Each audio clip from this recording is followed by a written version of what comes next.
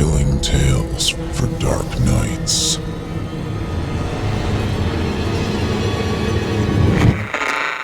Want to make sure you never miss a Chilling Tales for Dark Nights video again? Be sure to subscribe and hit that bell to turn on notifications. It's time to turn off the lights and turn on the dark. Chilling tales for dark nights.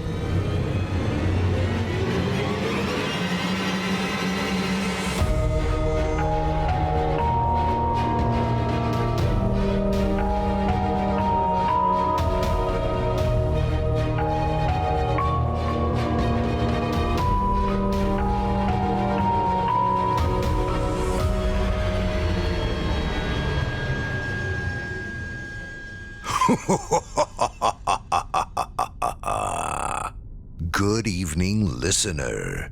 You're listening to Chilling Tales for Dark Nights. On tonight's program, we invite you to leave behind your safe reality and descend with us into the frightening depths of the most terrifying imaginations with audio adaptations of 3 rounds of frightening fiction about eerie intruders, curious curses, and ruinous resurrections. I'm your host, Steve Taylor, and tonight I'll be your guide as we traverse the dimly lit corridors of your darkest dreams. Joining us tonight to help bring the frightening fiction of Jay Zarate, Michael Paige, Irving Crane, and Craig Groshek to life are Jason Hill, Heather Ordover, and Erik Peabody. Now, get your ticket ready, take your seat in our theater of the minds, and brace yourself. It's time to turn off the lights and turn on the dark.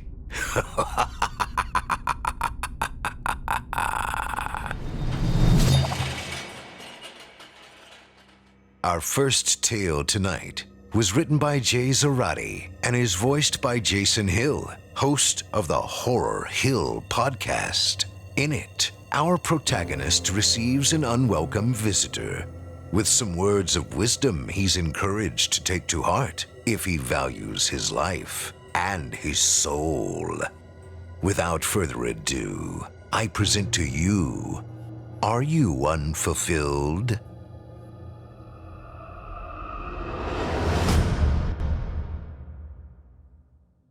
Are you unfulfilled? I want to help you. Specifically, you. Yes, you. The one reading this, going, is he really talking to me? Yes, I'm really talking to you. I know you. I know your type. Bored. Frustrated with life. Seeking that thrill that'll make you feel again. So deprived of anything that even the idea of being uncomfortably terrified has become alluring to you. I know you. I can see you through your open blinds. Bet that got you, didn't it? No one ever closes their blinds. That's what makes it easy for me to get you. I'm about to give you a gift. And not just any gift, but the gift of fulfillment. Now, I know what you're thinking. God, that sounds lame. But hear me out. It's worth it. I promise. As long as you are reasonably intelligent and keen to details, getting this gift is going to be a breeze. Oh, what's that? Why should you care? Well, I guess you have a point. Maybe I'm just blowing smoke up my own ass and I should leave you to sit in that dirty room, staring at your greasy screen alone, like you do every night. Maybe tomorrow. Or the day after that. Or the day after that. Or the day after that. You'll finally scratch that itch and feel happy with yourself again. Who knows? Maybe the meaning of self-fulfillment really is wasting your time, picking your nose and smelling your own farts, browsing the internet every goddamn day, racking up that data plan bill. You did turn off cellular data when you got home, right? Oops. Now, for those of you who are seeking a little more to life than a hunchback and a greasy reflection staring back at you every time something loads, you've stumbled upon the right place. Well, not stumbled. I chose you. All this is going to take is a keen attention to detail and a little bit of finesse. First off, clean yourself up. Look, I know this is your house and I shouldn't give you shit about what you're wearing, but come on. How many days have you been wearing that shirt? I can smell it through here. Put something clean on. Shower if you can. You won't stand a chance if they can smell you. Oh, right. I should mention that. The gift comes with a few, obstacles. I can't technically give you something without getting something back. That's not how demons work. Yes, I am a demon. Yes, I would like your soul, but no. It's not my top priority. Besides, I've seen your search history, buddy. I already know I'm getting that no matter what. Just kidding. For now, I'm waiting for you to cave in and watch those special videos. No. What I want is different. I want influence. You see, the soul game works like a business. We need ads and models and product samples and yada yada yada. Ugh. You don't have to worry about the logistics. I've chosen you for a reason. You're smart, even if you don't know it. Don't get touchy-feely on me. I only say that because devil knows you need every confidence boost your sad little psyche can get. But back to the matter at hand. You've hopefully showered now. Nice and clean? You got underneath your nails, right? Good. Step 2. Bait the house. I said they can smell you. And smell you they can. Sprinkle those dirty clothes in some of the hard-to-reach areas. The dogs can't climb, so the higher the better. Not too high now, you don't want the bugs getting a hold of it and finding out you've lied. They hate liars. And they despise cheaters. Stay away from closed doors, too. I don't know exactly where those hands come from or what they attach to. I do know, however, that I've never seen the same pair twice. Step 3. Arm yourself. Knives don't work and guns give you away. Well, crosses are okay, but save those for a last-ditch effort. Mirrors. Mirrors save lives. You want something big. Not too big that it becomes a burden, but big enough so you can hide behind. People lose their shit looking at those things. They claw their eyes out and eat them. They rip apart their skin and beat their skulls in against desks so they can destroy what's left of their minds. One prospect used a skull shard as a spoon, but ended up paralyzing himself on accident before he could get the job adequately done. Just stood there, staring and crying. That's why it's important you don't look. Instead, use their weapons against them. If you hear something, close your eyes and use this rule of thumb. If it slithers, close your mouth and plug your nose. If it claws, get high and don't make noise. If it's quiet and it's cold, raise the mirror. Hold it close. Now that you're armed, prepped, and dangerous, you're ready for the last step. Start the game. To start it, wait until exactly 3 a.m., the witching hour. That's the good news. You only have to last 1 hour. 1. Once the clock has reached 3 a.m., stand in the middle of your living room and turn off all the lights. Pitch black. Outside lights count too. Any light visible beneath the doorframe is bad news for you. Sit down in the center, close your eyes, and wait for the door to open. It doesn't matter which one. Just remember that one is now closed. Doors and hands. Remember. Once it shuts, open your eyes and move. Remember what I told you. If you make it through the hour, all you need to do to end the game is say my name. I'll be right there to whisper it in your ear. Once you hear it, you only need to whisper too. I can't run the risk of telling you beforehand and letting you fuck things up before they even begin. If you think that what you'll go through is horrible, imagine what the devil will do to me. It's just a game of stay away. A bit of hide and seek, a bit of tag, a bit of something else. All you need to do is stay away, pay attention to your surroundings, and remember everything I've told you. That being said, welcome to the game. What's that? Oh, you didn't know? Man, I feel silly. Forgot to mention that, didn't I? Oops. The game starts when you learn how to play. Do you see the time? I would start moving if I were you. Just think about how fulfilled you'll feel after all this is done. You'll definitely have scratched that itch. Remember to pay attention to detail. Pitch black. And close those blinds. No one ever remembers to close their blinds. That's what makes it so easy for me to get you.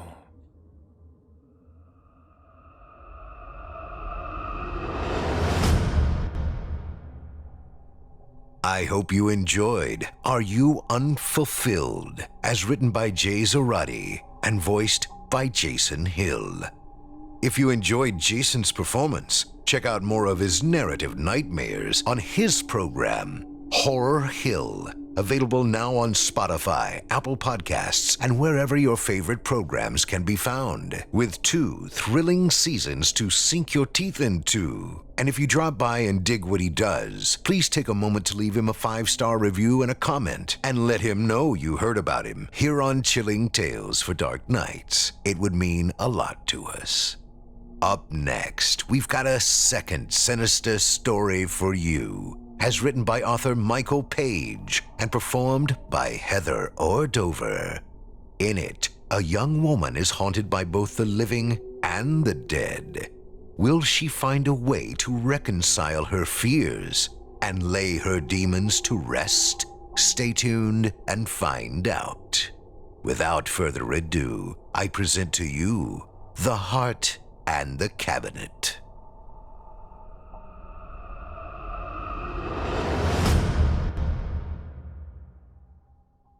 When a heart fell out of the medicine cabinet, Carrie Pickett screamed.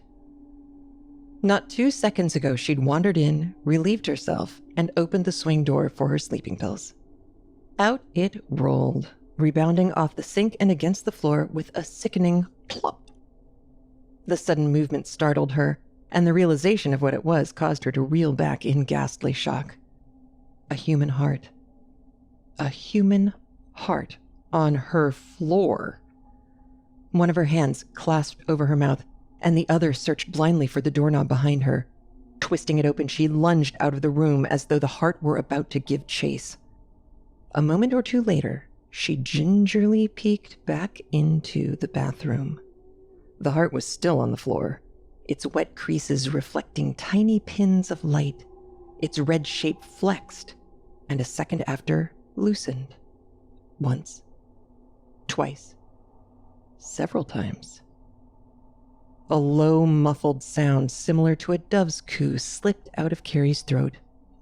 It was still beating, pumping nothing but air out of its dark chambers. Mechanically, she rushed to the kitchen and clutched a handful of napkins.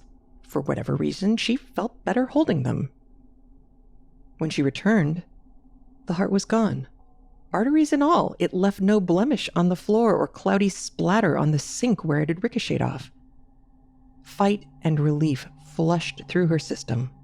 She shuddered, thankful that the thing was gone, but horridly perplexed as to what had just transpired. Did she imagine it? Or had it actually happened? For the next few hours, ranging minute to minute, she'd poke her head through the door, checking if the heart had returned. When enough bravery accumulated, she opened the cabinet and sifted through it. No weird marks, no heart-sized trapdoors, nothing deranged at all. Just your imagination, the soft voice of coping whispered. You need more sleep. No more scary movies for you at night. The sleeping pills. Check the expiration date on your sleeping pills. Reassuring as these thoughts were, she could not get the image of a heart on her floor out of her mind. So vivid and wet and horrifically corporeal. A visual fallacy was one thing, but she'd heard it smack wetly against the floor, watched it beat with some ungodly pulse. No, she said out loud from the hallway, no different from her 10-year-old self toward anything she disagreed with. No, no, no. Hearts do not fall out of cabinets. Sane people do not see these things. Just the thought, the idea of such a horrible thing happening in her home offended her entirely. But despite the flux and flow of panicked thoughts, she was still able to sleep, thanks to the pill she took. Having convinced herself the heart was some strange hallucination, she got up bright and early and tidied up the house. That was the only therapy she needed in times of stress. A clean, quaint home. Not only that, book club was tonight. Carrie loved the meetings and found them to be the only thing she looked forward to throughout the week. It reminded her of how far she'd come in her lovely life, in a lovely neighborhood, with lovely friends. I belong here, she told herself often. I deserve this. Skipping the bathroom entirely, she decided to clean the sewing room where her mother's ashes sat on the oak sewing table. The urn was navy blue with a white flower grafted into its design.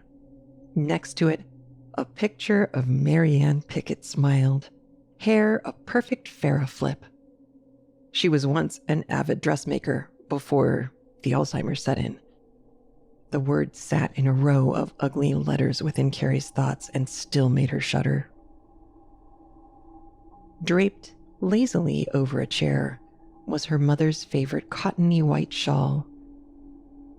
It had rarely not been hanging over her mother's thin shoulders. She'd found it in a rummage sale and instantly fell in love. They were practically giving it away, her mom had declared. Carrie used to despise the shawl and groan when it accompanied them on every one of their outings.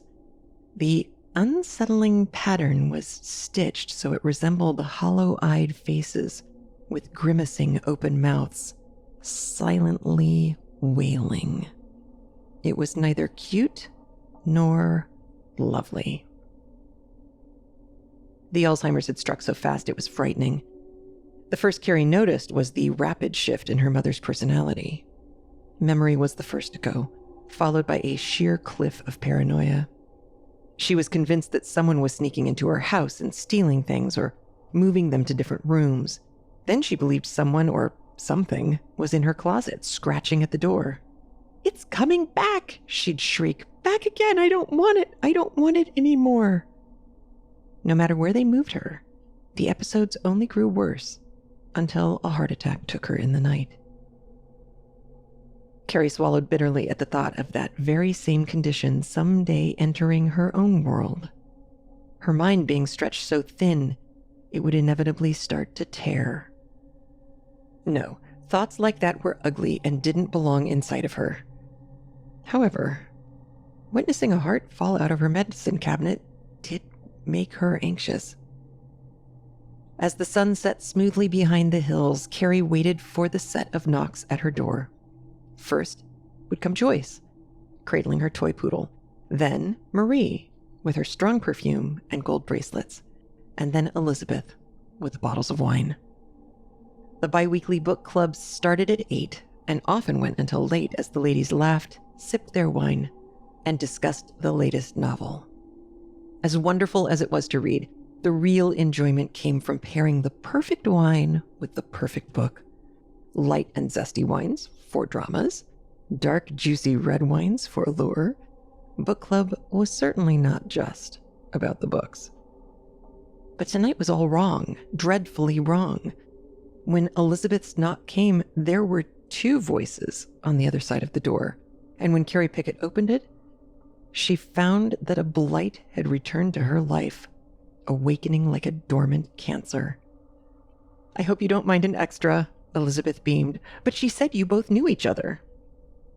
Blair Wilcox, the witch, the usurper, the spreader of rumors and bullshit.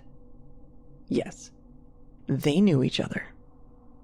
For years, from grade school to college, Blair had made it her life's work to make Carrie miserable. "Careful, she's got crabs," she'd whisper to the boys Carrie liked. "Whores don't go to heaven," notes read that hung on her locker, always in the same handwriting. And any girl Carrie attempted to befriend would soon be converted otherwise after Blair was through with them. Now Blair had moved back. She and Elizabeth were old classmates who finally reconnected.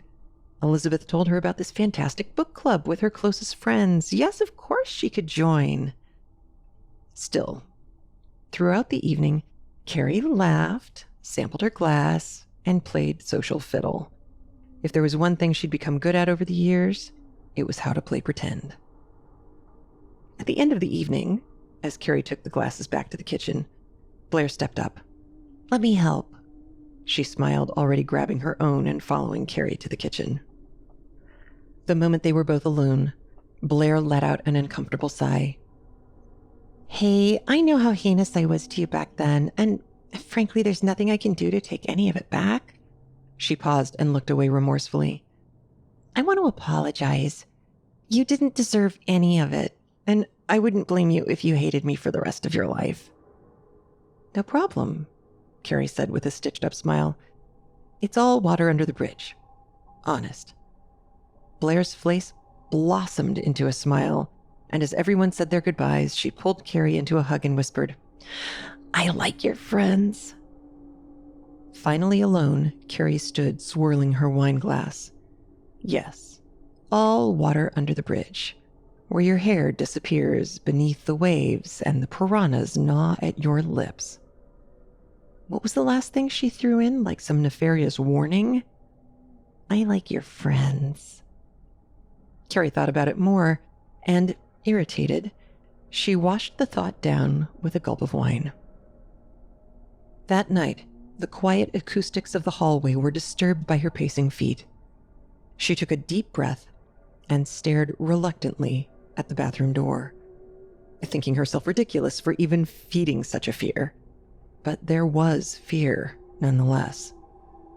"Stop it. There's nothing to be afraid of," she snapped at herself, reaching for the door. Nothing out of the ordinary, just the same old regular bathroom, pristine and white.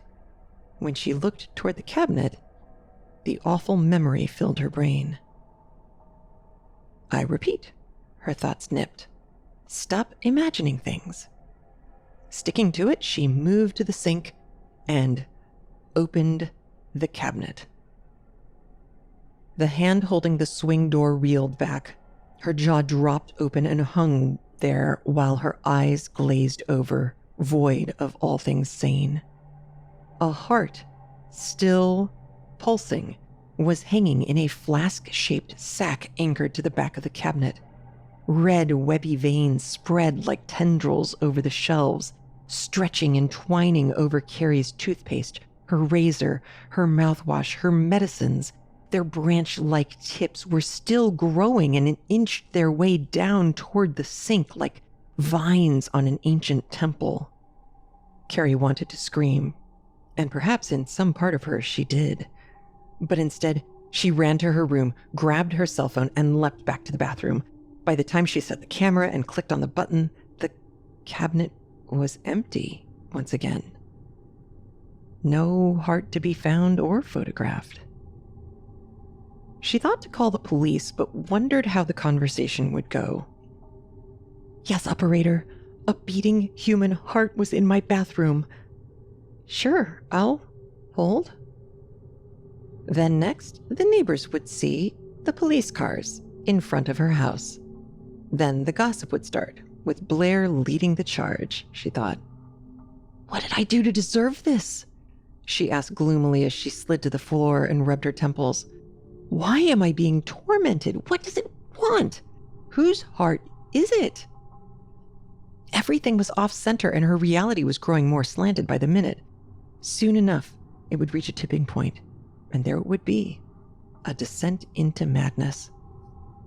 As she took a few breaths to calm herself, a petulant voice crept from inside the cabinet.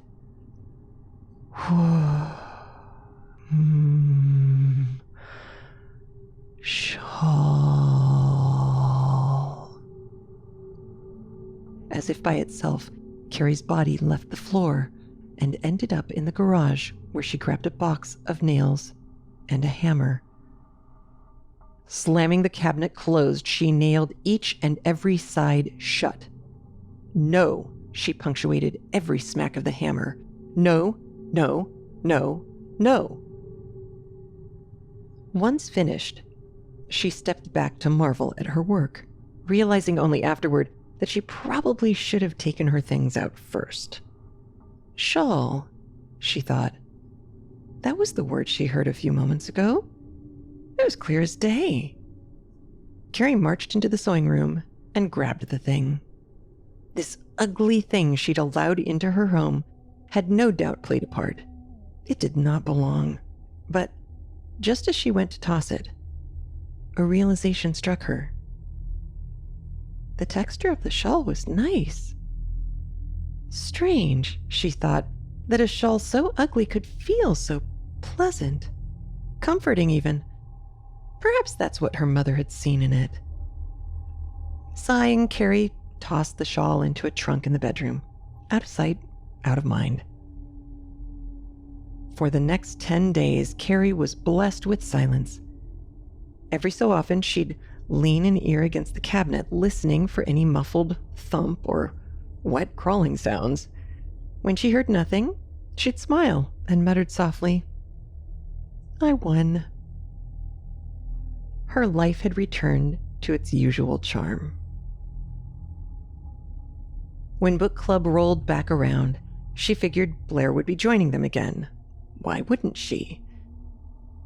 Her friends were making themselves at home, pouring wine, when Carrie stepped out to get the novel where she had left it laying. Hearing their whispers, she first thought they had started without her. But that wasn't it. They were leaning in close, whispering, and who was leading the quiet chatter but Blair, and her voice spreading like poisonous vapor, whispering things to her friends on her couch in her home. As Carrie entered, the mutters dissipated. "What were you all talking about?" she asked as she took a seat. "Just some book ideas," Marie giggled before turning back to the novel, leaving Carrie in a wake of doubt. It had gotten especially late by the time her friends left, and this time Carrie was thankful to see them go. Just as she poured out the last glass of wine, there was a knock at the door. It was Blair Wilcox again. "Forget something?" Carrie asked, completing the question in her mind. "Something else you'd like to sink your fingers into?"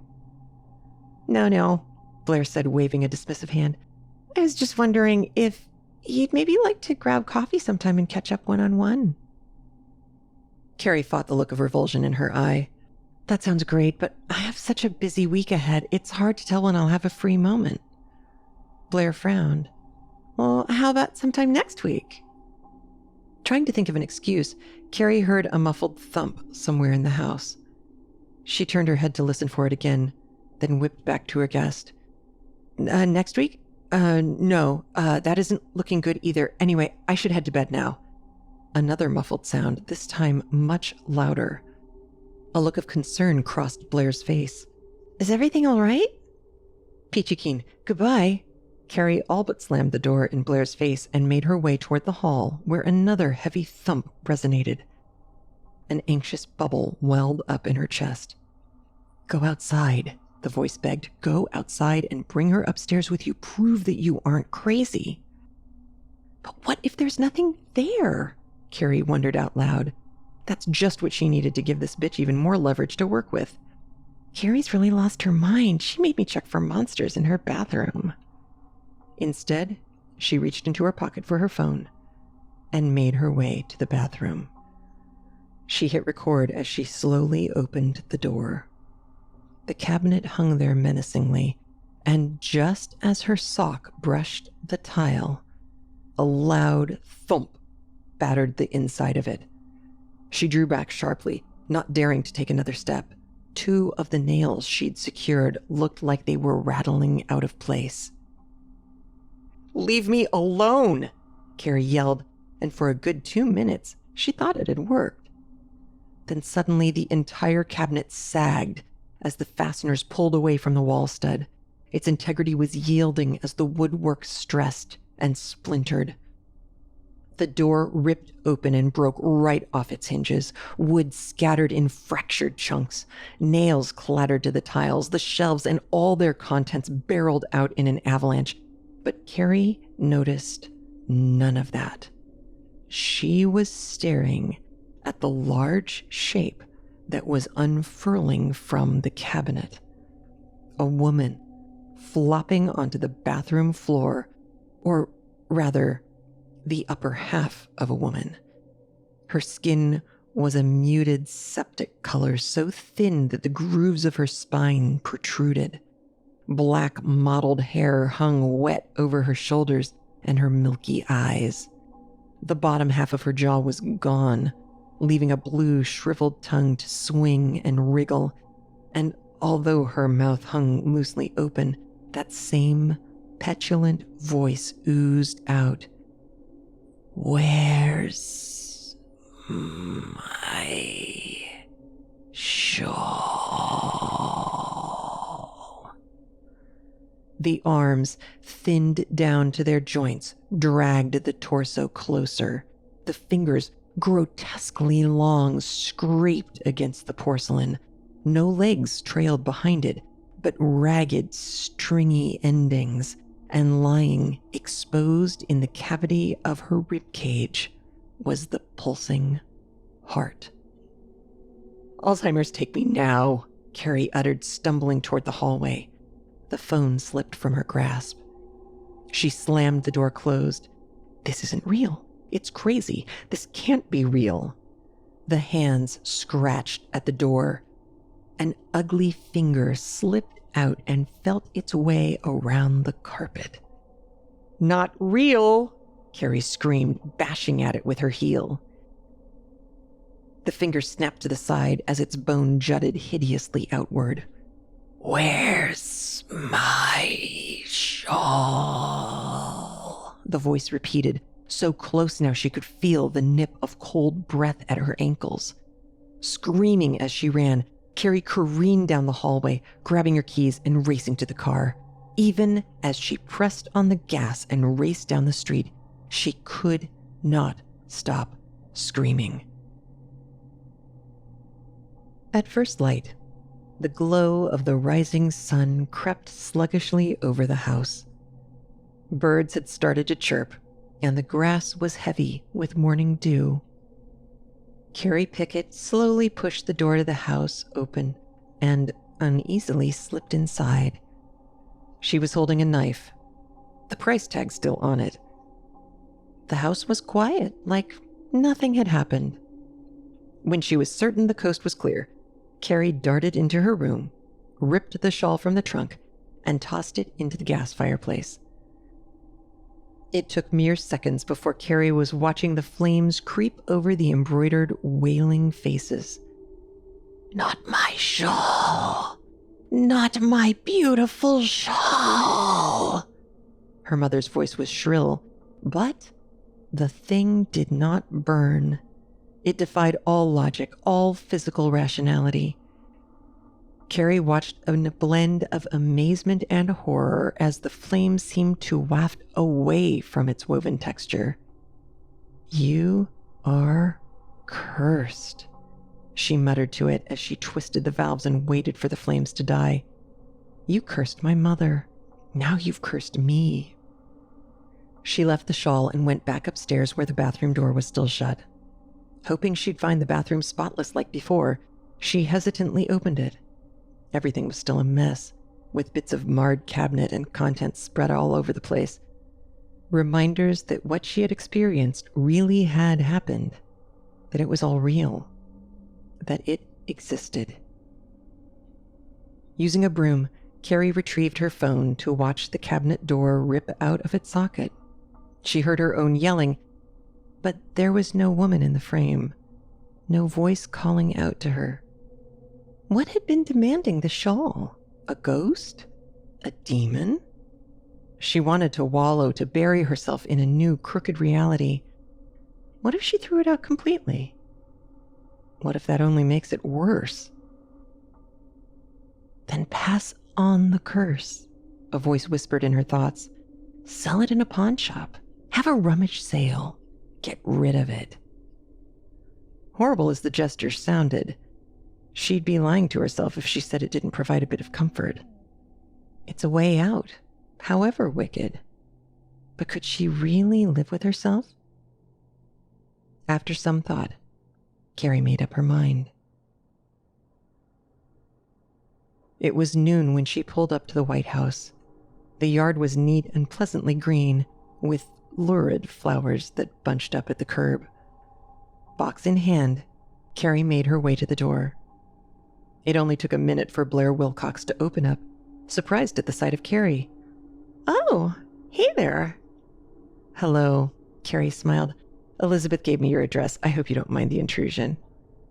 Not at all. How can I help you?" "Well, I'm moving, and I thought it awfully rude to fall off the map after we had just reconnected." Her gaze fell to the box. "Your apology meant the world, and I thought what better way to thank you than giving you something in return." "Oh, you didn't have to do anything like that," Blair shrugged dismissively. "Please," Carrie said, holding out the box.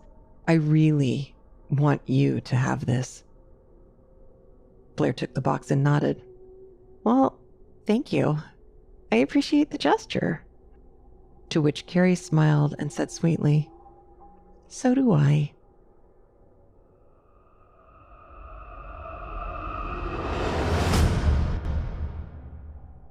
I hope you enjoyed The Heart and the Cabinet, as written by Michael Paige and performed by Heather Ordover. Up next, we've got a third and final dose of darkness for you. A Chilling Tales for Dark Nights exclusive original story written by the writing team of our director Craig Groshek and Irving Crane, and it's performed by our 2019 Evil Idol voice acting competition runner-up, Erik Peabody. In it, a middle-aged woman in the throes of a midlife crisis disregards the concerns of her family and closest friend in order to chase life's thrills while she still can. Will her exploits allow her to regain her fleeting youth, or bring her even closer to the grave? Stay tuned and find out. Without further ado, I present to you, Rest in Peace, Ellen.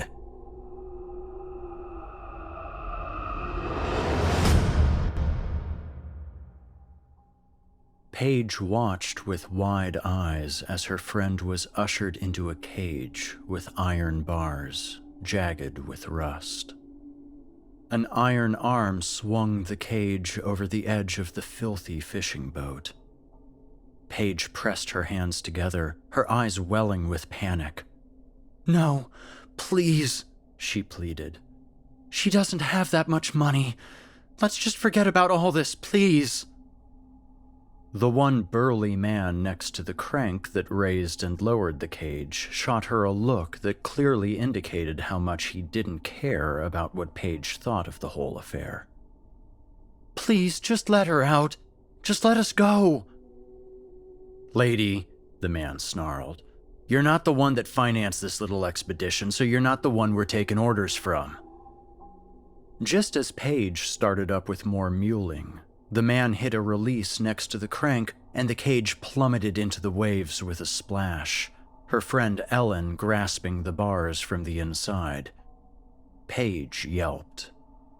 The chain reached its end and, becoming taut, throbbing like a heartbeat. Paige took a few urgent steps toward the crank operator, but two other brutish men with short necks and broad shoulders blocked her. "You don't listen too good," they grunted. Paige imagined her friend screaming, struggling, panicking. Bubbles were rising from where the cage hung in the depths. After a dreadfully long time, it was pulled up out of the water. Ellen's wetsuit-clad body was revealed. She slid her mask and her breathing apparatus off her face and pumped her fists in the air with a loud whoop. Paige shaped a steeple over her nose with her fingers as she shook her head. "Paige! Paige, I got pictures!" Ellen yelled as she held up a large waterproof camera. Paige wouldn't even look at her. "So how many do you think you saw?" asked the crank operator with folded arms. Excitement radiated from Ellen's face. "Oh God, I don't know. Probably 6 or more." The man nodded and shifted his fat cigar to the other side of his face. "So that means it was a successful dive. That plus the camera rental is going to put you at about $4,000. Ellen stepped out of the cage and handed the waterproof camera off to one of the men. "We'll get these uploaded and give you a code so you can access them." Ellen shot the men 2 thumbs up. She turned to Paige and gave her the same gesture. Paige just glared. "If it's all the same to you ladies, we're heading back to shore," said the crank operator. $4,000, Ellen. $4,000. "I know, isn't it a steal?" Ellen exclaimed. "You can't afford that much. You could barely afford the money that got you out here."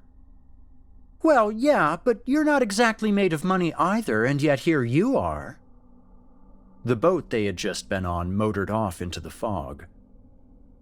"That wasn't even an actual diving boat." "Paigey, Paige. Anything else would have been much more expensive. Last I checked, a fishing boat floats just as good as any other." "And that diving cage, I swear to God, some of those bars looked completely rotten. May as well have shielded yourself from those sharks with a garbage can lid." "That only adds to the thrill of it." Ellen slung her bulky diving gear over one shoulder. Paige didn't know how that slender little woman had so much strength. Any average day, Ellen Morgan looked like a mosquito with sky blue eyes and very short blonde hair. Ellen wasted no time in adding the pictures from her dive to her social media. Horrible, fisheye perspective shots of shark noses, shark eyes, and shark teeth, like the animals had been looking into a funhouse mirror. Paige's inbox filled up with private messages from Ellen's friends and family. None of them had anything good to say about her practically tongue-kissing the wildlife. What were the bars of that cage made from? Waffle cone? "You're keeping an eye on her, right?" "I thought you said you were going to talk some sense into her." That was something Paige indeed said she could and would do, when she thought that this was just a phase. A bump on the road for a woman another year farther from her youth. But the closer that 63rd birthday loomed, the more restless Ellen became. It was harmless, at first. There was a big amusement park nearby, clearly a knockoff of Disneyland, and a successful one, with roller coasters that never sat still too long. Ellen began riding them. No problem, right? Well, she began riding them often, visiting the park just for them. She would bring friends and ride the coasters long after her friends felt like their stomachs were hanging out their noses. They waited to see Ellen look exhausted and worn out, but no. Something inside her had awoken to the taste of adrenaline, and it was getting a bigger appetite with each ride. Then, at one of their sushi dates, Ellen asked if the establishment had pufferfish. Yes, that pufferfish. Paige was apoplectic. "You can't behave like this. You're a 62-year-old woman." The more Paige tried to put on the brakes, the more Ellen floored the gas. She glimpsed a date circled in Ellen's daily planner that said, "Rock climbing, Red Cliff State Park." Then there was a video on Facebook of someone recording Ellen diving off a waterfall into a spring. Paige dialed up her Mama Hen act and demanded that Ellen never do anything like that again. Ellen promised. Then, a month later, a video surfaced of Ellen bungee jumping over a gorge. "I promised I'd never do anything like that again. It's different. There's no water," Ellen laughed in the face of her best friend, who was red as a tomato. Paige insisted on coming along on the shark dive outing just so she could cause as much trouble as possible. Well, she failed. Ellen had become a rolling stone straight out of an Indiana Jones movie, unstoppable and picking up speed. Several months passed without Ellen doing anything else that looked like suicide wrapped in Christmas lights. Paige hoped that it was a sign that perhaps she was going to finally come to terms with the fact that there was nothing wrong with turning 63, and that it would be worth it to see it. Paige had seen her father go into the ground when he was only 47. She had also buried a child at only 8. Losing one more loved one, she thought, would push her over the edge. She had gotten good at finding excuses to pay her best friend a visit and check on her. This time, she was bringing over a new casserole. Ellen's humble, light gray bungalow gave no indication of the recently restless and wild old woman that bounced around within. The large orange cat on the porch sniffed at the familiar sight of Paige. His name was Baker, named for Ellen's favorite doctor in the Doctor Who series, Tom Baker. One of the things that Ellen and Paige both held in common. She smiled at the cat as she waited for the door to open. "Are you keeping that wild owner of yours from any more crazy adventures?" The answer came as soon as the door opened. Ellen was wearing outdoor hiking gear and a backpack that was complicated enough to have been military issued. Then there was the wide explorer hat on her head. "Ellen." "Paige! Oh, how are you? What you got there?" "It's a new casserole I'm trying to get the hang of. Thought I'd test it on you. Now, what you got there?" Paige frowned at the hat. "Y'all can call me Dora," Ellen said with a quick bow and trotted back inside. Paige mouthed a silent, "Ah, fuck," before crossing the threshold. She saw the brochure before Ellen could hide it. It was for a mountain climbing expedition in the most treacherous part of the Rockies, and the pamphlet wasn't shy. "Reaper's Leap. Danger, dismemberment, and death, if you dare." Paige set the casserole down to arrest the brochure with both hands like it were a live fish that would wriggle away. "Ellen Morgan," she spat. "Dora Morgan," Ellen replied. "What in Mother Mary's blazing asshole after 20 tacos is this shit?" "It's a brochure." "You're going mountain climbing?" "That's what mountains are for, Paige." "You're almost 63. Ellen twirled around the room like a child, mumbling in a deep, derpy voice, "Owen, you're almost 63, der. Paige wasn't amused. "You're gonna give me a heart attack." "Then you should be like me and live a little before that ticker flickers out." "Ellen, you keep saying my name like it's some magic word. Haven't you noticed that it doesn't help anything? You were saying my name over and over after my roller coaster binge. You were saying my name over and over when you found out about the rock climbing and the bungee jumping. The nice men hosting the cage dive with the sharks said that you wouldn't stop saying my name while I was underwater. I don't know. Did you ever think that babbling my name like a parrot is only making things worse?" Paige's eyelids fluttered as she held up her hands and her mouth hung open. Then she pulled her long auburn hair back and held it tight.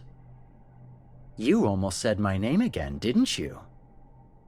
Ellen put one long finger to her friend's lips before she could answer.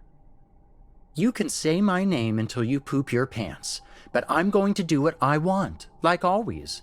And this time, it just so happens to involve mountains." "And suicide?" "No, just mountains." They argued for a good hour, something that resulted in Paige storming out of the house without the casserole, as if she were giving her best friend the luxury of a last meal, though the expedition wasn't due for another week. The day arrived, and Ellen patted Baker on the head and whispered him a farewell. Naturally, she had talked Paige into looking after him. The double doors of a silver bus parted, and Ellen trotted through as though they were the gates to heaven. She looked at the brochure again. The front was a picture of the path they would be hiking. It looked like the road to hell. Jagged rocks like misshapen teeth awaited anyone with unsure footing. Thorny trees that didn't offer much shade.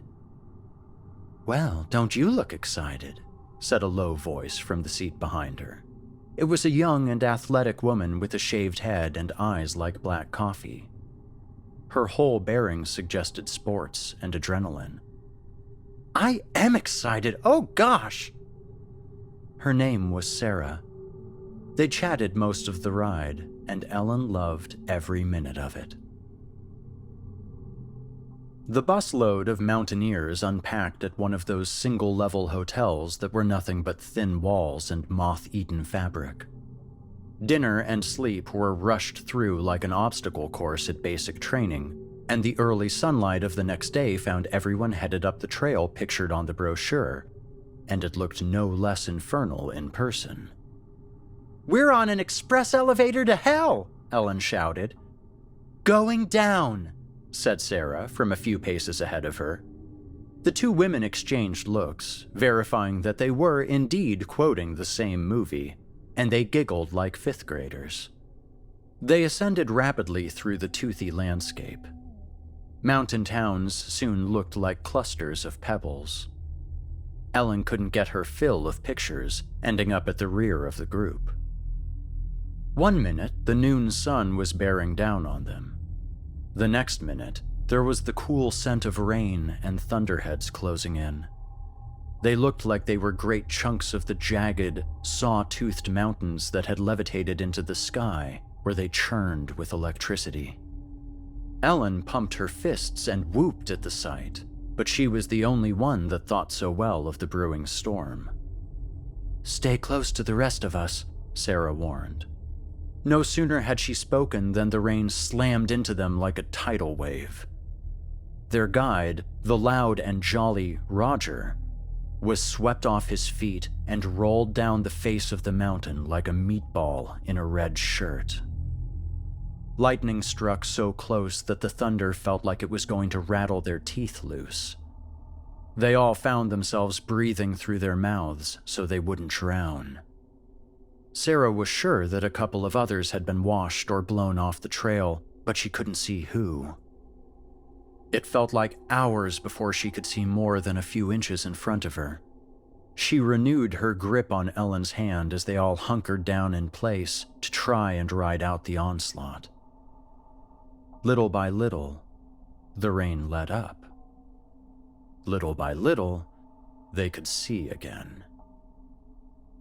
Sarah gripped the hand in hers tighter and looked over to ask Ellen if she was okay. She discovered that it wasn't Ellen's hand she was holding. She looked around. Ellen wasn't with them. They detoured down to one of the villages, a trip that took several hours too many. A search and rescue team was formed and began their grueling rounds. They found Roger, dashed open like a watermelon. They found the broken remains of the scrawny college girl, flecks of her own glasses in her mouth. But they never found Ellen. She was someplace dark and cool, where the storm reached her only as a steady drip, drip, drip in the puddle she lay in. Memories replayed themselves vividly, and she thought she was reliving certain moments over and over. The rain had sent her tumbling down the mountain. The ground had disappeared. Daylight was replaced by pure black. Something huge, presumably the ground, gave her a full-body pimp slap. The world was very still and quiet, except for the dripping. This, along with the smell of earth, told her she had found a cavern. She had a feeling that she was the only one who was going to know about that cavern for a very, very long time. Something rippled through her chest. A laugh? A sob? Maybe both. She heard a far-off sound. A shuffling. She supposed that rats or cave crabs or something were on their way to strip the meat from her body. She perked up a bit when she thought she heard voices mixed in. There was no mistaking it. There were voices. The rescue team hadn't given up on her. It surely had been because of Sarah. She wasn't going to let them rest until they found her. She tried to call out, but her diaphragm didn't dare allow it, not with broken ribs against her lungs like the switchblades of a gang of robbers. It didn't matter. They were getting closer. Strange. She couldn't see any flashlights. Perhaps they were using night vision. She held her head up in expectation. The voices were all around her. Something about the chatter didn't feel right, and the sound began to leach the hope out of her heart.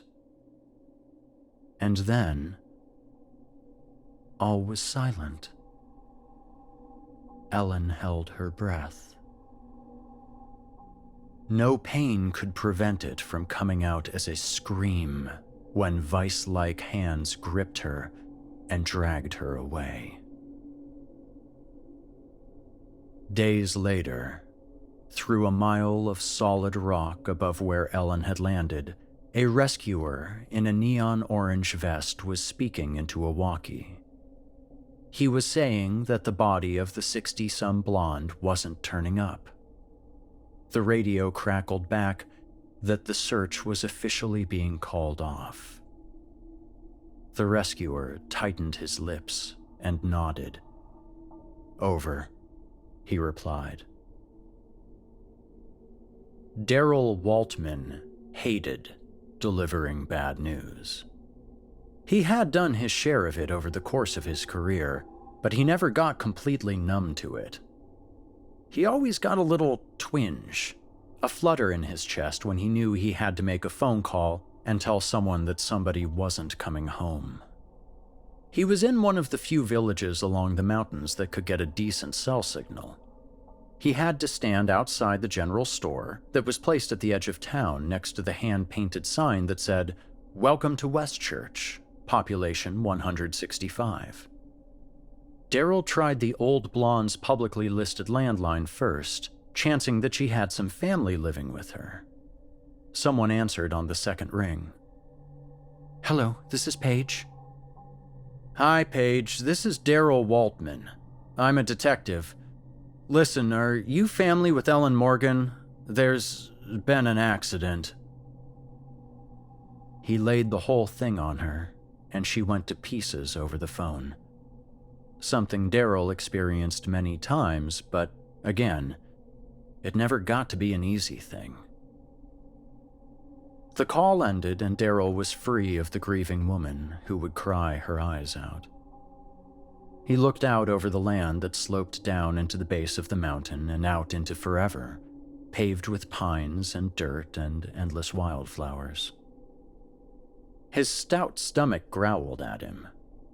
He eyed the one luxury that Westchurch boasted, the aging donut and coffee shop. The owners, a middle-aged couple, had found a not-so-gently used neon sign on one of their vacations. It was set out in front of the dumpster of another donut shop in Detroit. Hey, maybe it still worked, and if it did, nobody would miss it. The sign did work, but it had spasms, mostly in the donut that formed the O in coffee. Mabel and Dave ran the generator for a few extra minutes every day so that the cells would have enough juice to power the sign in the evening and in the morning. Not that they really had anyone to show off for in a town like that, but, you know, it was nice to have. The sign wasn't lit. Daryl squinted at his watch. Maybe they decided to switch it off early today. A dull bell sounded when Daryl pushed the door open. The place looked vacant, but he could smell the coffee and the cinnamon, so he knew there were people here.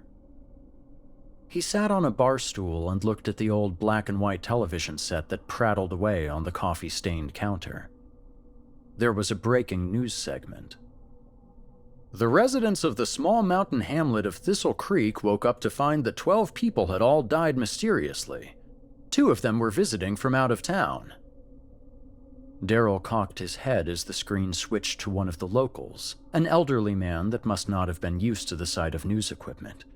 He kept flinching at the microphone being shoved in his face.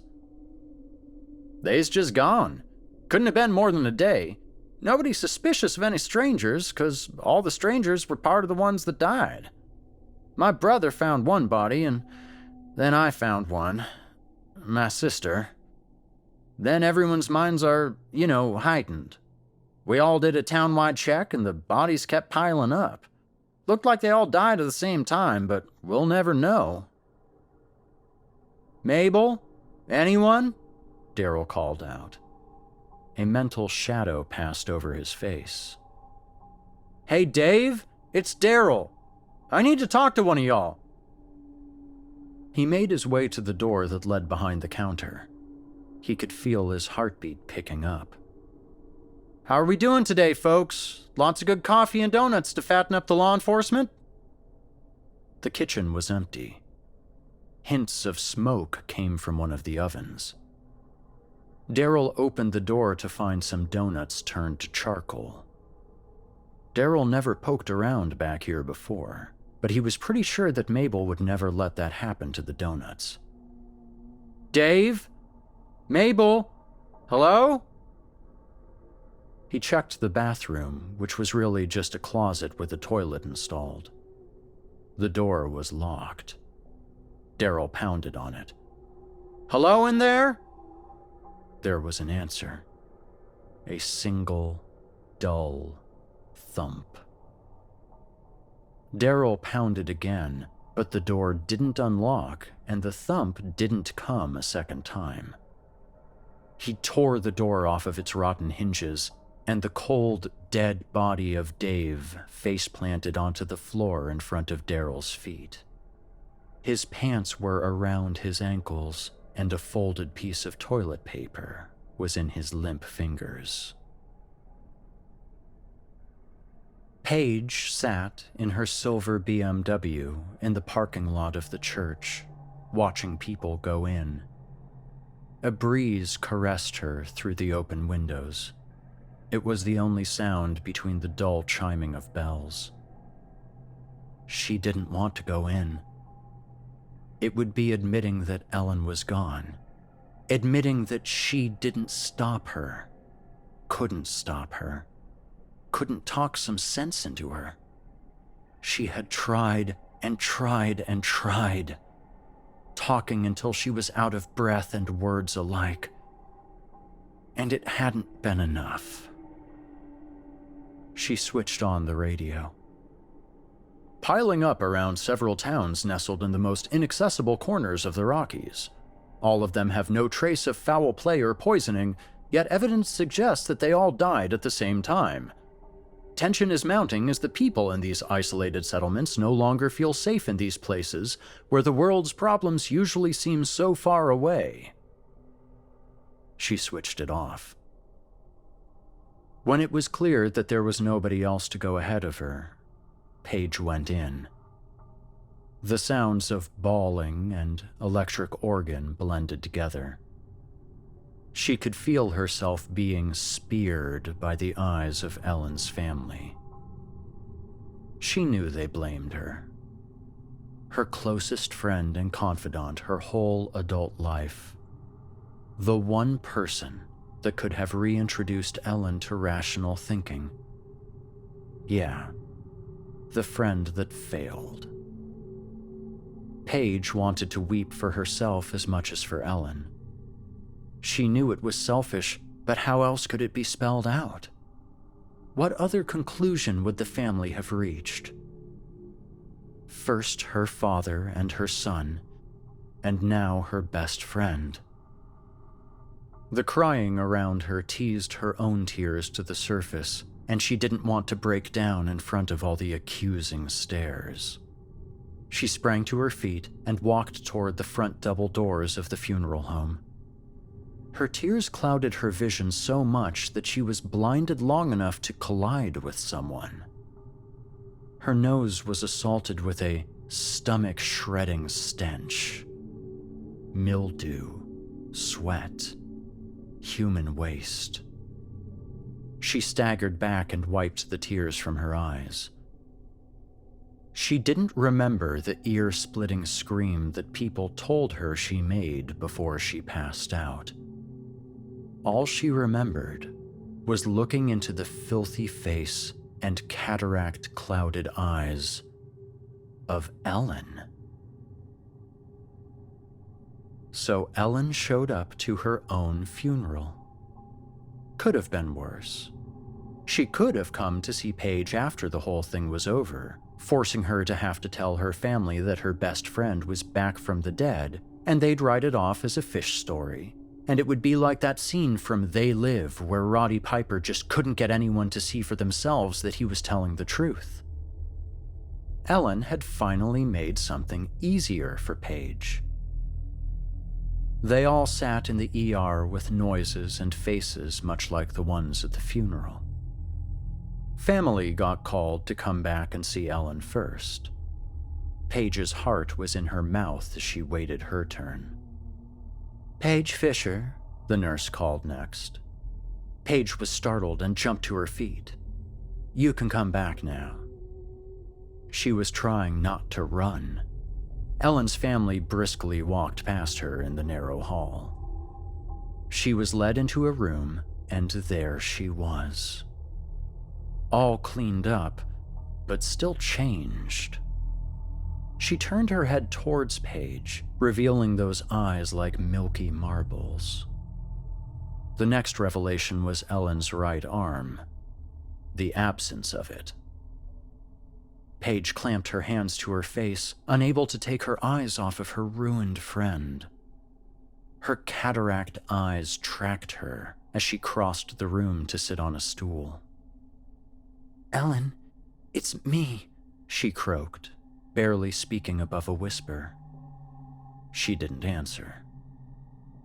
Paige waved her hand. Ellen waved back. "She can see you," the nurse said. "She just can't remember you." "What?" amnesia, significant memory loss, and possible psychosis from head injury. But I have perfect sight, Mommy, Ellen interjected, and added nothing else. Her arm was lost in the mountains, apparently severed and cauterized in the wild. Oh my God, Paige repeated, over and over to herself. Are you ready for the harvest? Ellen said, looking at Paige. What? Ellen didn't explain. She keeps speaking about some sort of harvesting, one of the reasons we want to monitor her for signs of psychosis. With the exception of her arm, the only thing that really seems to be broken is her mind. How soon can she go home? Once we know she can walk and function, she can go home in a few weeks. Possibly sooner if there's someone that can live with her to help her get used to living without an arm and monitor her state of mind. And that was all Paige needed to hear. She wasn't leaving her friend's side again. Ever. She visited daily, even it was just for a short while before visiting hours were over. She told Ellen all about their lives, especially their friendship, how it started in grade school and lasted all through college and beyond. Ellen seemed to listen. She never said much, nor did she let on that she remembered any of the experiences Paige related. When she did speak, it was only about the coming harvest. How she was going to dance among the pale broken stalks as the storehouses are filled to the brim. Strange shit like that. Paige figured out before long that questions about the harvest were the only questions Ellen would respond to. So, she would ask questions, even if the answers never made any sense. She figured any workout for her synapses was better than no workout at all. Weeks later, Ellen had some questions of her own. The doctors saw this as progress, since up to that point all her cognition was reactive. She didn't have any questions for her family, only for Paige. This made her feel redeemed on some level. Tell me more about when we were young, she would say. Vague much? The questions never got more specific. So she'd get stories that ran the spectrum from their childhood up to their 20s and 30s. She started asking more about their college days. Paige didn't remember much of those days, courtesy of many mind-altering substances. She was embarrassed about what she could recall and often lied to Ellen. But she somehow knew when she was lying and called her out on it. Those college days. Man. Paige referred to them as their death days. All they wore was black. They'd get hammered, high, or both, and visit art galleries in their altered states. It was Minneapolis.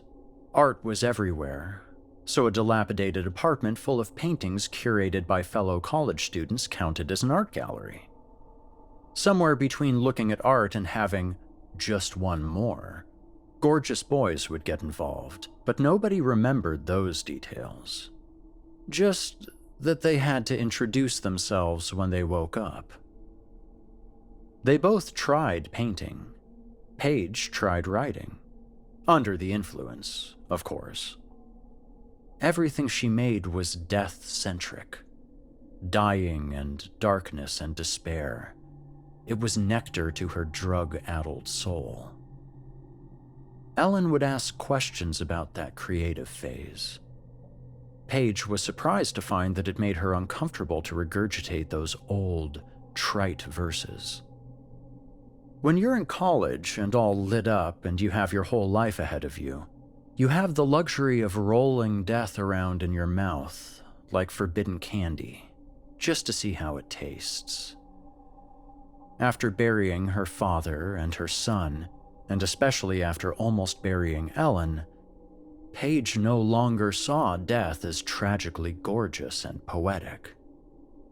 No longer considered it to be the source of everything beautiful, but rather the annihilation of it. She would try to change the subject, but then Ellen would regress back to being unresponsive. Paige stood with Ellen in front of Ellen's house. She was finally allowed to come home, provided Paige would look after her. At the sound of the door unlocking and opening, Baker ran in to greet them, but as soon as he saw Ellen, he arched his back and hissed. Ellen stared dumbly at the animal. I guess Baker doesn't recognize you, Paige said, her eyebrows furrowed. She thought cats remembered their humans for life, even after they change hands. Baker, Ellen mused. You named him after your favorite doctor. I don't remember a Dr. Baker. The cat fled at the sound of his name. The two women went to the backyard where a small patio was fronted by flower beds. Ellen gazed down at the blossoms that had gone a bit wild in her absence. Paige hoped that seeing the colorful plants would reach her in some way, but she didn't seem to register anything. You pulled weeds out here every evening. Sometimes I was afraid you'd start pulling up your plants if you couldn't find any weeds. Still, no reaction. Days turned to weeks as Paige guided Ellen through the motions of daily living. She never quite took to anything 100%. She had to be reminded to lower her fork after taking a bite of food. She had to be reminded that she needed to make it to the toilet before she couldn't hold it. Paige kept trying to get Baker to sit in Ellen's lap. He would let Paige pick him up, but he would wrestle free and disappear whenever he saw Ellen. One warm night, Paige sat next to her friend on the couch. They both watched the television, basking in its pale rays. Nothing on the screen could elicit a laugh or a cry or a twitch from Ellen. Not that night, not any night since she'd been home. Paige fiddled on her phone and imagined how crammed her physical mailbox must be. Okay, I'm going to make sure everything is in order at my house, then I'll come right back, okay? As usual, Ellen didn't answer. Her house was unchanged, timeless like a monument or a tomb. She sat down on her bed and suddenly felt how tired she was. A photo album lay on a small glass bedside table. It was full of photos of the adventures of Paige and Ellen, some recent, some distant. Her thoughts were interrupted by a knock at the front door. She stood to answer, but froze as soon as the knock came a second time. Only this time it was on the wall right next to the doorway to her bedroom. She was anchored to the spot for many long seconds. A slender arm, coated in grime and dirt, reached inside the doorway and knocked on the wall just above the light switch. Paige stared at it with clenched teeth. The shoulder that the arm was attached to came into view, revealing that the arm was attached to nothing at all. It floated limply in the doorway. It wore a ring, one of Ellen's. The hand flicked the light switch off. The floor opened up beneath Paige, and she fell with blinding speed into a void. The arm followed. Somehow, the arm was suddenly attached to Ellen as she lay on a raised stone platform, bathed in a sickly green light. The light came from things resembling egg sacs, the size of basketballs, only they were bioluminescent. They hung over Ellen from web-like strands. The platform was surrounded by things in robes. The robes seemed to float as if the wearers were underwater. Ellen's eyes darted from one form to another as they loomed over her. One of them casually reached out and touched her broken arm with hooked fingers. The limb was snapped off her body like a celery stalk. The shriek of pain was almost inhuman, though Ellen was the source. Blood spattered Paige's face. It was warm. Warm like the sunshine that was on her cheek. Paige's eyes shot open. She had fallen asleep and slept all through the night. She had completely left her friend alone. She didn't feel like this much of a failure since Ellen's funeral. She was out the door in an instant and sped over to Ellen's house, rehearsing her apology. All words fled her when she arrived.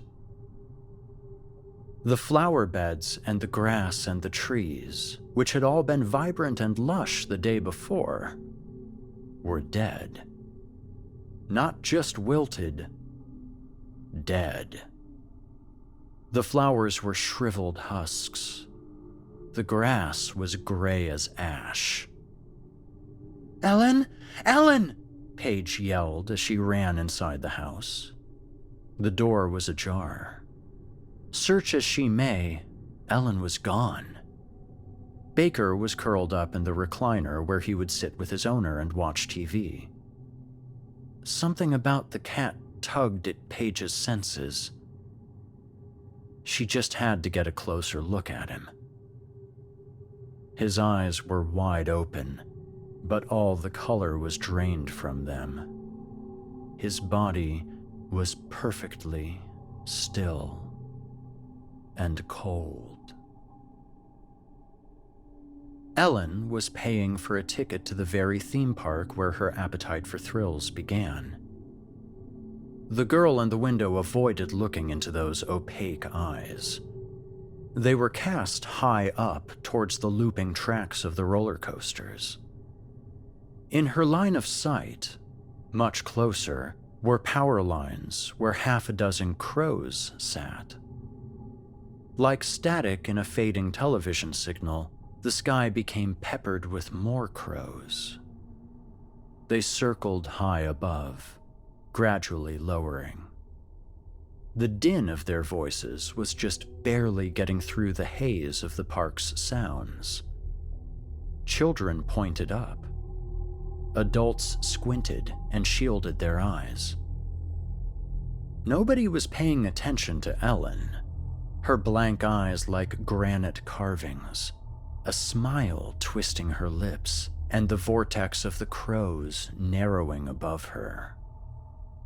She breathed onto a clown that was in the middle of twisting a balloon into the shape of a dog. He had looked up to see what everyone else was gawking at. The air that came from her mouth was distorted like the air above a fire.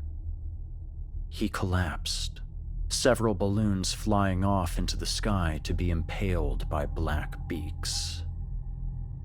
A woman, apparently part of a family of 5, including 3 kids, heard the clown go down.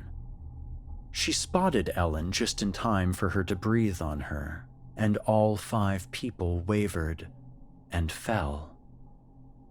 5 wisps of something evanescent, like vapor, snaked into Ellen's mouth. A middle-aged man heard the family hit the ground and he thought he was witnessing heat stroke. Then, he started to feel dizzy himself, and something also left his mouth and entered Ellen's. Confusion kindled in the crowd. People were falling with no apparent cause. The means of their death was invisible and silent. Whatever was causing the tide of death made people run, creating even more confusion. which created stampedes, which were far noisier and more visible than Ellen, who crept along and exhaled death on everyone she could get close to. Far too many people ran straight into her miasma of doom. The crows above her tightened into a black funnel, with the tip just above her head, and the more perceptive folks in the crowd could tell that whatever she was best avoided. Kip Lancaster sat behind his usual wall of flat-screen monitors that had been jimmied into a security system. Each one had 9 feeds running into them from all over the park, so the waves that Ellen was making didn't look like more than agitation in the crowds. It took a minute to get his attention. He first saw that people weren't just strolling around anymore. It looked like there was some sort of evacuation, but nobody knew where to go. Then he saw lots of people lying down in places they shouldn't be. The middle of roads where there should have been heavy foot traffic. Men, women, and children. Had there been a bomb or something? He scratched his beard with one thumbnail before grabbing the walkie. "This is Kip. I think we got something really bad. Lots of people down on the ground and running around. Maybe an accident? Looks scary on the monitors." Voices chirped back that they'd check it out. By then, there were bodies strewn about in every imaginable way. Standing in line for funnel cakes. Whirling rides were full of screaming kids because the operators were slumped by the controls, dead. Those still living were a tide of panic that knocked over vendor stands and trampled the slow and the weak. The handful of security guards dispatched to investigate couldn't safely get onto the fairgrounds. They could, however, see the cyclone of crows that was now a black pillar that terminated at some point among the chaos, like a great phantom finger saying, "You are here." An older guard got on top of a vendor's trailer that hadn't been knocked over and looked out over the heads of panicking people. He looked through his binoculars at where the tornado of crows came to a point. "Matthews to Kip, I don't know what I'm looking at, but there's a funnel cloud of crows out here and, shit, this is weird. It's following a woman with glowing eyes?" Kip found the feed that showed what Matthews was describing and zoomed in as much as he could. The image was grainy, but one thing was sure, crazy as it was. Anyone that came close to this woman fell over and didn't get back up. The camera picked out a clump of flowers in a planter in the woman's path. The blossoms winked out of existence as they shriveled up. Kip radioed out again. "Looks like she might be using some kind of chemical agent. Everything around her just dies." 4 officers in blue uniforms converged on Ellen. Their service pistols were drawn and they yelled something to her, something else to each other. They all moved in very close. Kip shook his head. "Tell those officers to keep their distance, for Christ's sake! Everyone that—" One of them made a move to restrain Ellen, and this emboldened the other 3 to also close in. Her mouth opened wide. The video feed was scrambled for a second, and then 4 officers fell down and didn't get back up. 4 trails of gray pixels snaked from each body into the woman's mouth. Kip swallowed hard at the sight. His eyes took it in, but his brain was trying to spit it out. "Kip here. All 4 dispatched officers are down." Kip zoomed out and was startled to see the dozens, hundreds of bodies that had accumulated while he was zeroed in on this strange woman. "Kip, to anyone still following the situation, please respond." There was no answer. "Does anyone read me, damn it?" Something caught Kip's eye on the video feed. He had seen countless vehicles streaming out of the parking lot. A civilian vehicle was heading in. It smashed through the park admission gates and slid to a sideways stop near Ground Zero. Another woman jumped out of it. "Alan!"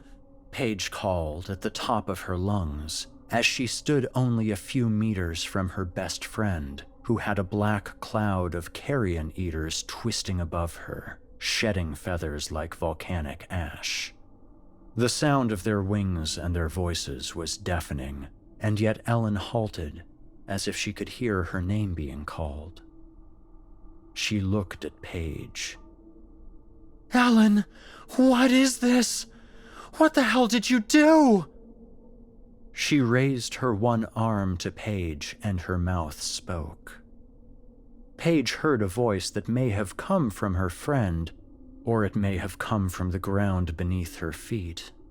She wasn't sure, but the sound made her tremble. "Paige, baby, it's me, Daddy." It wasn't Ellen's voice. It was her father's, male, baritone, full of the love that she hadn't heard in years. "Daddy?" she whimpered. "Mommy, mommy, mommy!" Ellen's mouth moved again, this time with a much higher voice. "Mommy, I miss you!" Paige reacted like she had been stabbed in the stomach. It was Bobby's voice. Sweet little Bobby. Her vision swam as her feet couldn't keep track of the ground. "Oh, sugar, come to Daddy. We can finally be together." Her father's voice again. Paige barely managed to focus her eyes to see Ellen coming toward her, with a royal vanguard of crows walking ahead of her. "Take our hand, Mommy!" The sound of crows roared like ocean surf. "Come on, Dumpling. Daddy has waited for this for so long." A sob racked Paige's abdomen and pulled her face taut, like there was a bridle in her jaws. She held out her shaking arms toward Ellen, not in protest, but in invitation. Ellen opened her mouth wide, and the air around her began to shimmer. Pink mist burst around her blonde hair, and a dark crimson spot bloomed on her forehead. She face-planted a few feet away from Paige, revealing Kip Lancaster holding a service pistol that had belonged to one of the fallen officers. With the crack of Ellen's skull against the ground, the cyclone of crows scattered. Paige registered no shock or dismay as the young security guard approached her and made sure she was all right. Police arrived. So did the coroner. He nearly joined the body count out of sheer shock. The scene was bathed in flashing LED lights for some time. The more officers questioned witnesses, the more insane the story sounded. One of them nervously stroked his mustache as he talked to his comrade, who held a clipboard. "Nobody is going to believe any of this, Johnson. I swear, nobody. Hey, this is no time to be smoking." Johnson turned to the other cop and stared at him with his mirrored sunglasses. Officer Mustache nodded. "Sorry, I could have sworn I saw smoke coming out your pie hole. I mean, you passed your personal record of 3 months without a cig, so yeah, just trying to help." The computer from inside the squad car beeped to life, and the mustachioed officer ducked in to check it out. Johnson quietly adjusted his sunglasses, briefly revealing his eyes, which were white as marbles.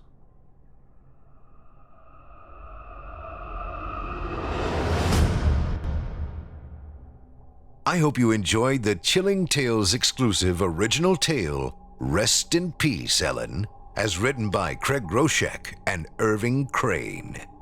Thank you for joining us for tonight's program. As a reminder, take a moment to stop by our iTunes page and leave us a 5-star review and a kind word, and to follow us on Facebook, Twitter, and Instagram. And of course, subscribe to us on YouTube, where you can find an archive of our work going back to 2012. And consider signing up as a patron at our website, chillingtalesfordarknights.com, to show your support and get all of our content ad-free. I'm your host, Steve Taylor, and it's been a pleasure. Tune in again next week when we once again turn off the lights and turn on the dark.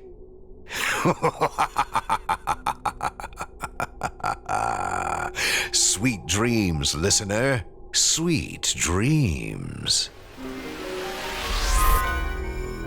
Thanks for joining us. You've been listening to Chilling Tales for Dark Nights, a production of Chilling Entertainment and a proud member of the Simply Scary Podcasts Network. Visit simplyscarypodcast.com today to learn more about our network and our other amazing storytelling programs. Tonight's program was hosted by yours truly, Steve Taylor. Selected stories have been adapted with the kind permission of their respective authors. Original music provided by Luke Hodgkinson and Jesse Cornett. Sound design and final mixing and mastering by executive producer and director Craig Groshek. Logo by Craig Groshek. Got a scary tale of your own that you'd like performed? We take submissions. Email it to us today at submissions@chillingtalesfordarknights.com to have your terrifying tome considered for production in a future episode of this show. If you enjoyed what you heard on tonight's program and are joining us on your favorite podcast app, subscribe to us to be sure you never miss an episode, and leave us a 5-star review and a comment. Your feedback means a lot to us. You can also follow Chilling Tales for Dark Nights and yours truly on Facebook to connect anytime and get the latest updates on this and other programs and my channel. If you're listening on the Chilling Tales for Dark Nights YouTube channel, do us a favor and hit the subscribe button and the bell notification icon for CTFDN as well to get more spooky tales from me and the crew each and every week. And don't forget to hit that thumbs up button to tell us how we're doing and leave a kind word or a request. And don't forget to visit us at chillingtalesfordarknights.com and consider supporting the team by becoming a patron. In addition to helping us out, you'll get exclusive access to our audio archive and ad-free downloads of all your favorite stories, including those you've heard on this program. We'll be back next week with more terrifying tales to keep you up all night. But that's all right. Who needs sleep anyway?